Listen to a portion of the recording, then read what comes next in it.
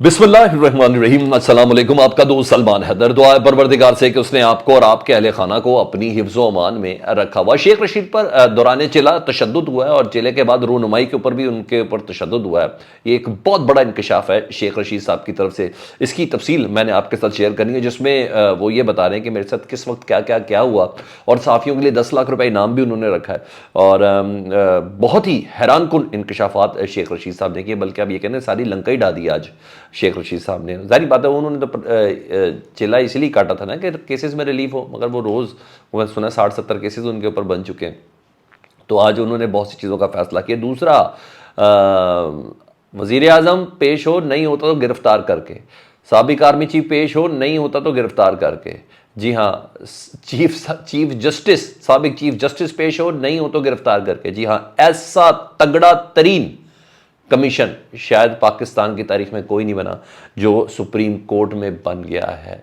बहुत सी चीज़ें क्लियर होने जा रही हैं। वीलॉग बहुत अहम है, बहुत इंपॉर्टेंट है, तो इसको आपने मुकम्मल रुहान मियाँ साहब की रिलीफ उससे भी मुतलिक, और अदालतों की गेमें क्या हैं सर, आपको वो भी आपके सामने पेश कर देते हैं। एक के बाद एक चीज़ें आपके सामने रखता हूँ। अगर आप रोज़ चैनल देखते हैं और सब्सक्राइब नहीं करते तो ये बटन दबा दें रेड वाला चैनल, ताकि मेरा और आपका ये राब्ता बहाल रहे। तो सबसे पहले जी शेख रशीद साहब, जिनके मतलब मैं मुबैना लफ्ज़ इस्तेमाल कर देता हूँ क्योंकि ये ख़बर जो है ना बहुत सीनियर सहाफ़ी हैं अम्मार मसूद साहब।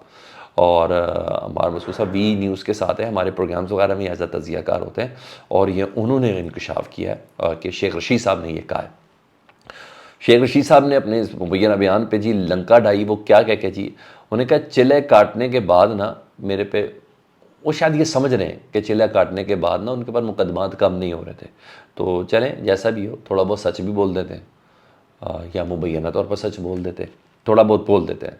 तो आज उन्होंने बड़ा इंकशाफ किया। वो समा का प्रोग्राम नहीं था, समा टीवी का मुनीफ फारूक साहब के साथ जो प्रोग्राम हुआ था, और उस पर उन्होंने डिटेल शेयर की। उस वक्त भी कहा जा रहा था कि शेख रशीद साहब पर 3rd डिग्री इस्तेमाल हुई है। शेख रशीद साहब की जो हालत थी इंटरव्यू के दौरान, जो गुफ्तगू थी उनकी, मुनीब कह रहा है आप कहेंगे तो मैं आपकी बात पर यकीन कर लूँगा। उन्होंने कहा मजबूरी आपको करना पड़ेगा। जिस तरीके से शेख रशीद साहब काबिल तर्स पोजीशन पे थे, इतना तो मैं एनालिसिस दे सकता हूँ उस प्रोग्राम के ऊपर ना।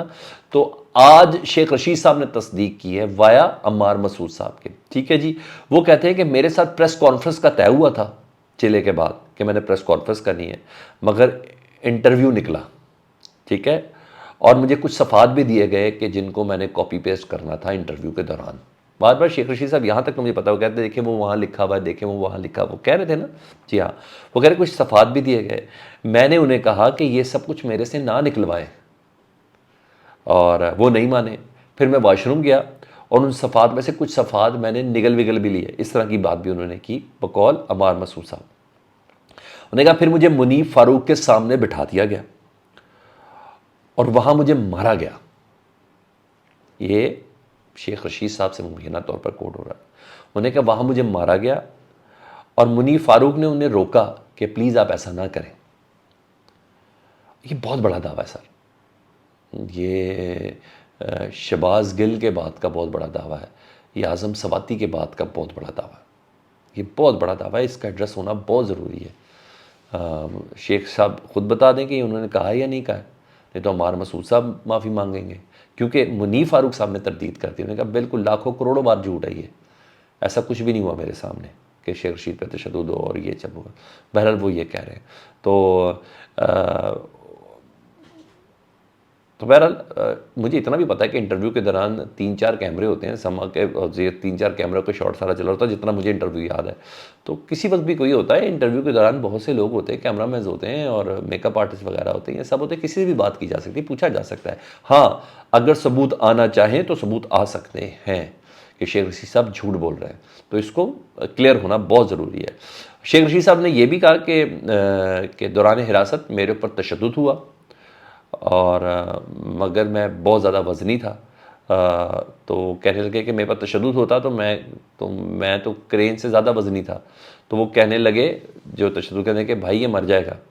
अच्छा, जो और साथ साथ शेख रशीद साहब ने यह भी कहा कि जो ये बताएगा कि मैं हिरासत के दौरान किस जगह पर मौजूद था, उस सहाफ़ी को 10 लाख रुपये इनाम भी दूंगा। अब देखें, अम्मार मसूद साहब हैं, बहुत सीनियर सहाफ़ी हैं, बड़ा नाम है उनका, और वो वी न्यूज़ के साथ अटैच भी हैं, और दावा उन्होंने ये किया। अब देखें ये चीज़ें एड्रेसेबल हैं ये पता होना बहुत ज़्यादा ज़रूरी है, नहीं तो ये बातें शक व शुबहात तो बहुत से हैं, ये इनका गलत या सही होना बहुत ज़्यादा ज़रूरी है। फैज़ाबाद धरना केस जी, इधर तो बहुत ही कमाल हो गया है। अहम तरीन पेशरफ ये है कि तहकीकाती कमीशन तश्कील दे दिया गया, और मेरा दावा है कि पाकिस्तान की तारीख में इतना तगड़ा तहकीकाती कमीशन कोई नहीं था, इतने ज़बरदस्त इख्तियारात के साथ। साबिक IG सैयद अख्तर अली शाह इस कमीशन के सरबराह हैं फैज़ाबाद धरने केस के हवाले से जी। साबिक IG ताहिर आलम खान अपराइट आदमी है जी, वो इसके मेंबर हैं। एडिशनल सेक्रेटरी दाखिला कमीशन के रुकन हैं। 2 माह का इनको वक्त दिया सुप्रीम कोर्ट की तरफ से जी। आज इसकी समाअत थी ना फैज़ाबाद धरना केस की, 2 माह का वक्त दिया गया है। मुकम्मल तहकीकात करके ये सामने लाएंगे कि फैज़ाबाद धरने के अंदर कौन कौन मुलविस था, इसमें किस किस का किरदार था, किस किस तरह यह धरना समेटा गया और कौन कौन से किरदार इसके अंदर थे। ठीक है जी। और TORs तो बहुत ज़्यादा है इस कमीशन के, लेकिन जो अहम तरीन जिसने मेरे रोंगटे खड़े हो गए, बल्कि जिसे कहते हैं रूह कांप गई है, वो वाले TORs बड़े मज़ेदार है जी। बहुत तगड़ा कमीशन है। उन्होंने कहा जी साबिक आर्मी चीफ को बुलाएं, आपके पास ये इख्तियार तक है कि आप साबिक आर्मी चीफ को बुला सकते हैं इस कमीशन के अरकान के ऊपर, अगर नहीं आए तो गिरफ्तार करके बुलाएं। साबिक वजीर आजम को बुलाएं, सो नवाज शरीफ साहब नहीं आ सकते तो लेके आए गिरफ्तार करके। साबिक चीफ जस्टिस के लिए भी ये इख्तियार है कि इनके पास उनको बुलाने का भी इख्तियार है, यानी तलबी पे अगर पेश नहीं हुए तो इनको गिरफ्तार करके लाया जा सकता है। बहुत सख्त कमीशन है सर। और मैं इतना बताऊं कि आर्मी चीफ जनरल बाजवा साहब को तो शायद ना बुलाएं, मगर हाँ जनरल फैज़ साहब तलब होने लगे हैं और ये सुर्खियां लगने लगी हैं अखबारों में और TV पे।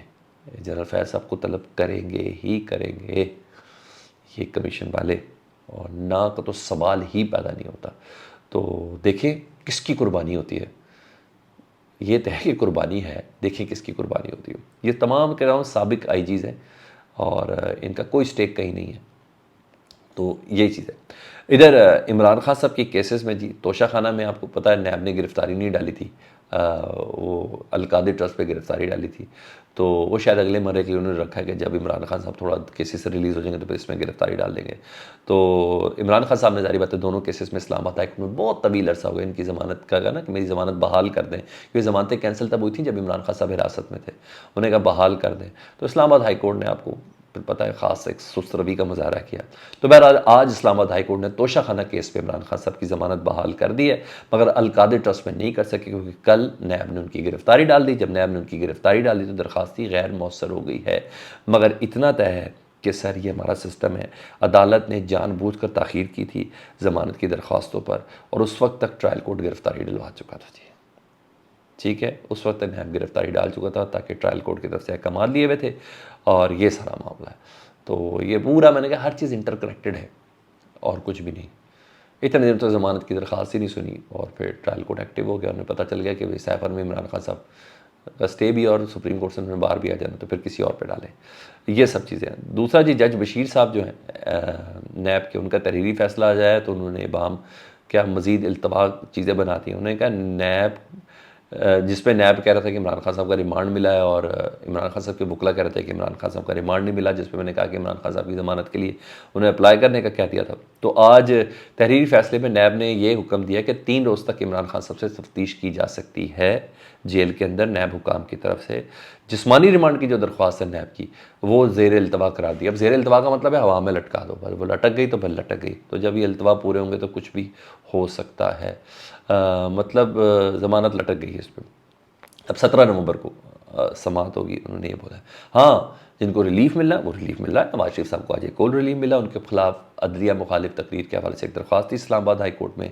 आज वो बंदा ही नहीं पेश हुआ जिसने दरख्वास्त दी थी, और बड़ा केस था ये।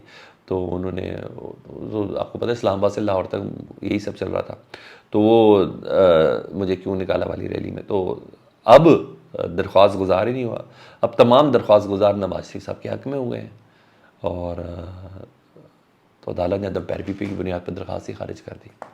है ना मज़ेदार चीज़ें। फीडबैक से मुताल्लिक़ ज़रूर आगाह कीजिएगा। अपना बहुत ज़्यादा ख्याल रखिए। अल्लाहुम्मा सल्ली अला मुहम्मद व आले मुहम्मद।